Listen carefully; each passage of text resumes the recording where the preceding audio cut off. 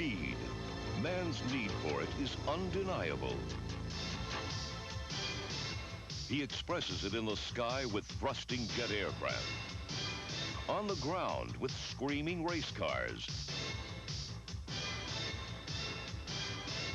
on water with thundering hydroplanes and magnificent sailboats. He uses power from explosive fuels, power from the wind, power from his own muscles, whatever it takes to attain the objective. That ability to go so fast that the wind literally splits before him. In these sports of raw speed, we see man's uncanny ability to become one with a machine. The art of using a tool to perfection.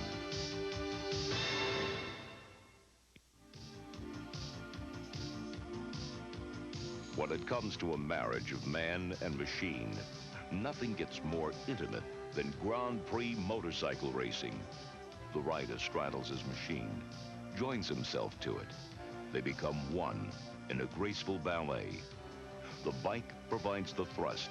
The rider's job is control.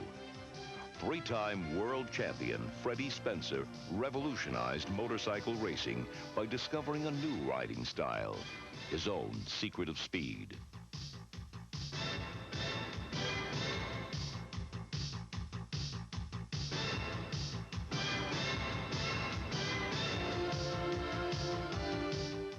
At an age when others were still trying to master their tricycles, Freddie Spencer was already experiencing his first taste of motorcycle competition. Dad would have to hold me on the starting line because my legs are too short to touch the ground. I would have to use my entire body weight to maneuver the bike around.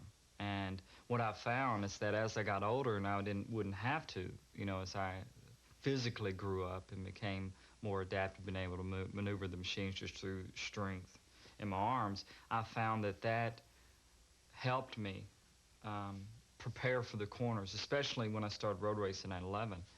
It helped me prepare for the corners and everything much more fluid, and to use my entire body weight to maneuver the machine around instead of just arm strength. Plus, when you use your entire body, your endurance is better.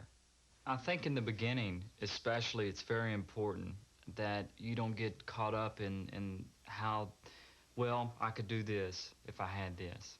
I could be this much better if I had this piece of equipment, or if I had that guy's bike, or that guy's bike, or that guy's car, or that guy's anything.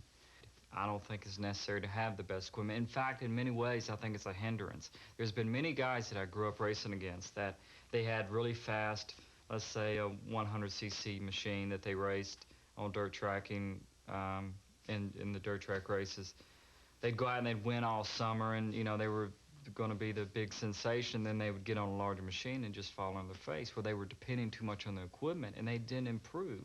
I would finish second or third in the heat race, and my father would say, if we win tonight, it's going to be you. So in the main event, I just go out and figure out a way, or watch other guys, the older guys, and maybe pick up a few pointers and then apply it in my race. And that made me a thinking person's racer. And I think that's why that as I got older and started graduating to larger machines, more complicated machinery, I didn't have to have the best equipment because I'd already found out ways to go, to win. I felt I could win on anything. Starting so early was a benefit too, because I graduated up through the machinery quicker than most kids. And so I overcame kind of that fear of the speed. Most of my technique was developed that way, was just out of necessity through the early years, like when I was small, and thinking about ways to make it easier. My approach has always been very simple: to go out, prepare, and start the race and win the race as slow as possible. And I know a lot of people find that surprising, but to me, it's not the fact that I don't want to go fast, because, hey, I like speed, but it's just that you make less mistakes when you're not working as hard. The dirt tracks. It was here that Freddie discovered his secret of motorcycle control. Without the size or physical strength necessary to muscle the machine, he instead used his brain. He figured out a method of transferring his body weight to maneuver the bike. This ability would lead to a unique Freddie style.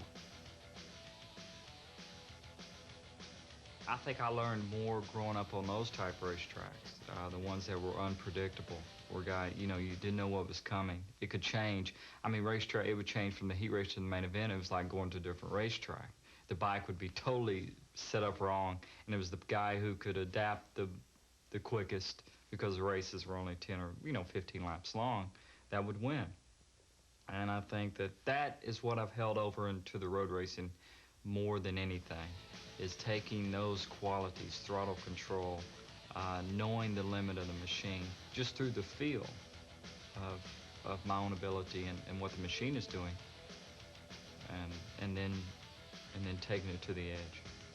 I think that many people get in trouble on dirt machines because they don't change their weight positioning. Most of the time when you start applying throttle, you have to shift your weight. The machine wants to rise, wants to lift up. So that's where you use your body weight to either keep it down, force the bike back down to the apex of the corner. Then you start steering to help you. Of course, we use a skid shoe, and that is, there again, that's just an extension of your center of gravity, the center, your body center, to where while you're shifting. It's just a feeler to give you an idea of how far you leaned over and how far you can go, and that, that respect. You do not want to put that much weight on your foot as you're entering the corner. You don't want to get it torn off or anything.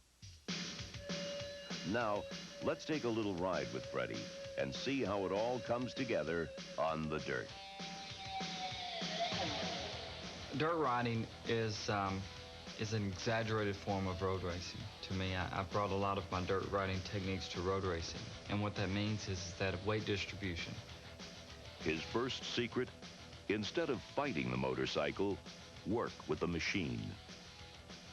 As you can see, Freddie's technique combines throttle control, body position, and weight transfer to steer the machine.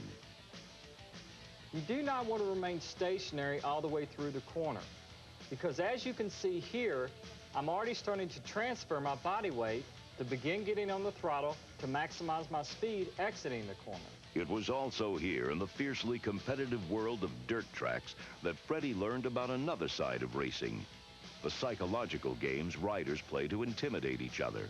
We used to race at a place in Benton, Arkansas, right outside Little Rock, and it was a quarter-mile banked dirt track oval. The old guys used to, I call them the old guys, they were 18 and 20. They would come down from Chicago. They'd have a race up there in Santa Fe, right outside Chicago, and drive down, and they called it cherry picking, where they would come to a money race like that, and it's easy pickings, they would think. They thought it was going to be an easy night, and went out and won the heat race and won the main event, and they came back the next week, and that's when they'd start talking. They'd start like coming over and looking at your bikes and basically trying to psych you out. They want to intimidate you. It's like muscle on the racetrack. They try to ride real close to you or cut you off, as we used to say, come across your racing line. I mean, we're talking $300 or $400 here, it's I'd get it through the next week, sometimes. I mean, sometimes, a lot of times that $300 would also buy us some new tires, So it was survival money. I mean, it could get pretty intense.